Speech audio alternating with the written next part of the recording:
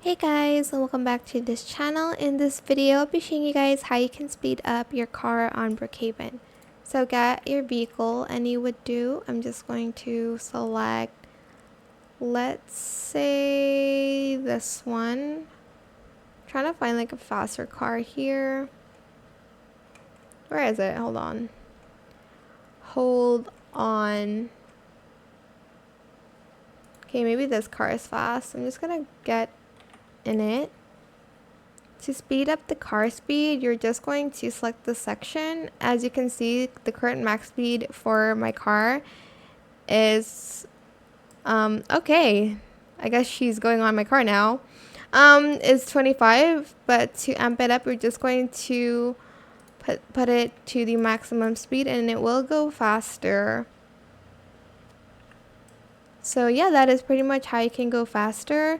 If you want it super fast, you do need the what's it called? You need to buy the speed unlocked here, but this is as fast as it can go, unfortunately. I hope this tutorial was helpful for you guys. Don't forget to like, comment, share, and also subscribe to this channel if you haven't done that already. If you have any more questions about this video, just leave it in the comment section down below. I will try my best to answer them all for you guys.